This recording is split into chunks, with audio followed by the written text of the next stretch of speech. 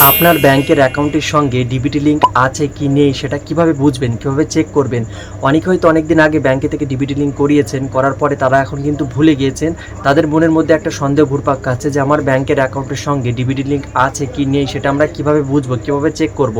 তো আজকের এই ভিডিওতে আমি আপনাদেরকে মাত্র 2 মিনিটে আমার মোবাইল স্ক্রিনে আপনাদেরকে দেখিয়ে দেবো যে কীভাবে আপনারা ঘরে বসে আপনার হাতে থাকা স্মার্টফোনটি দিয়ে আপনার ব্যাংকের অ্যাকাউন্টের সঙ্গে ডিবিটি লিঙ্ক আছে কিনা সেটা কিভাবে চেক করবেন। তো চলুন আর বেশি কথা না বলে আমি ভিডিওটি শুরু করতে যাচ্ছি। আর ভিডিওটি শুরু করার আগে আপনাদের কাছে ছোট্ট একটা রিকোয়েস্ট যে ভিডিওটিকে দেখে যদি আপনারা একটু উপকারে লাগে ভিডিওটিকে অবশ্যই একটা লাইক করবেন। আর ভিডিওটা যারা ফেসবুক পেজ থেকে দেখছেন অবশ্যই আমার ফেসবুক পেজটিকে ফলো করে সাথে থাকবেন। আর যারা ইউটিউব থেকে দেখছেন অবশ্যই আমার ইউটিউব চ্যানেলটিকে সাবস্ক্রাইব করবেন। তো চলুন আর বেশি কথা না বলে আমি চলে যাচ্ছি আমার মোবাইল স্ক্রিনে। সো ভিউয়ার্স, আমি আমার মোবাইল স্ক্রিনে চলে এসেছি। তো আপনার ব্যাংকের অ্যাকাউন্টের সঙ্গে ডিবিটি লিঙ্ক আছে কিনা কিভাবে চেক করবেন? তো প্রথমে আপনাদের ফোনে গুগল থেকেও করতে পারেন, না হলে কুমবাজার থেকেও করতে পারেন। তো আমি আমার ফোনে কুমবাজারটিকে ওপেন করে নিচ্ছি। ওপেন করে নেওয়ার পর এখানে সার্চ বারের উপরে ক্লিক করবেন। ক্লিক করে আপনারা জাস্ট লিখে টাইপ করবেন মাই আধার সিডিং স্ট্যাটাস। মাই আধার, দেখুন আমি লিখেছি মাই আধার সিডিং স্ট্যাটাস, নিচে কিন্তু চলে এসেছে মাই আধার সিডিং স্ট্যাটাস। তো জাস্ট এই ওয়েবসাইটের উপর ক্লিক করার পরে দেখবেন আপনাদের সামনে এরকম একটা ওয়েবসাইট খুলে যাচ্ছে, ইউআইডিআই ব্যাংক সিডিং স্ট্যাটাস বলে। তো জাস্ট এই ওয়েবসাইটের উপর একটা ক্লিক করবেন। ক্লিক করার পরে এখানে কন্টিনিউ ইন ওয়েব এটার উপরে ক্লিক করবেন। ক্লিক করার পরে এখানে লগ ইন লেখা আছে, তো লগ ইনের উপরে ক্লিক করবেন। ক্লিক করার পরে একটুখানি জাস্ট ওয়েট করুন। এইখানে আপনার আধার কার্ডের নাম্বারটা এখানে দিয়ে দেবেন। তো আমি আমার আধার কার্ডের নাম্বারটা এখানে দিয়ে দিচ্ছি। আধার কার্ডের নাম্বারটা দিয়ে দিয়েছি। এখন নিচে দেখুন একটা ক্যাপচার কোড আছে, ক্যাপচার কোডটা কিন্তু আপনাদের সঠিকভাবে কিন্তু দিতে হবে। তো আমি এই ক্যাপচার কোডটা দিয়ে দিচ্ছি এখানে।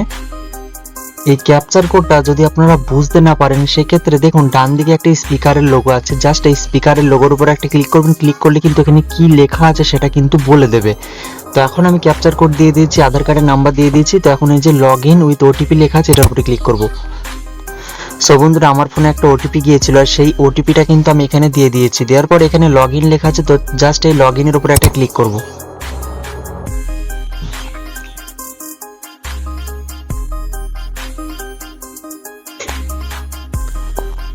লগ ইনের উপরে ক্লিক করার পরে আপনাদের সামনে দেখবেন এরকম একটা পেজ খুলে যাচ্ছে। তো একটু স্ক্রল করে আপনারা নিচে আসবেন, আসলে এখানে একটা অপশন পাবেন ব্যাংক সিডিং স্ট্যাটাস বলে, ব্যাংক সিডিং স্ট্যাটাস। তো জাস্ট এটার উপরে একটা ক্লিক করবেন। জাস্ট একটুখানি ওয়েট করুন, নেটওয়ার্কের সমস্যা করছে।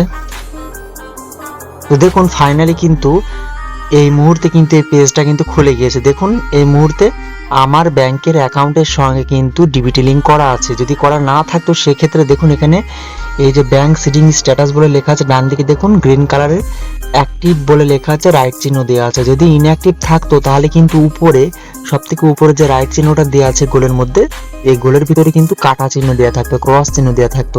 আমার যেহেতু ডিবিটি লিঙ্ক আছে সেজন্য রাইট চিহ্ন দেওয়া আছে। সো দেখুন এখানে ব্যাংক সিডিং স্ট্যাটাস বলে এই জায়গাটাতে অ্যাক্টিভ দেখাচ্ছে। সো এভাবেই কিন্তু খুব সহজে আপনারা ঘরে বসে কিন্তু ডিবিটি লিঙ্ক আছে কিনা চেক করতে পারবেন।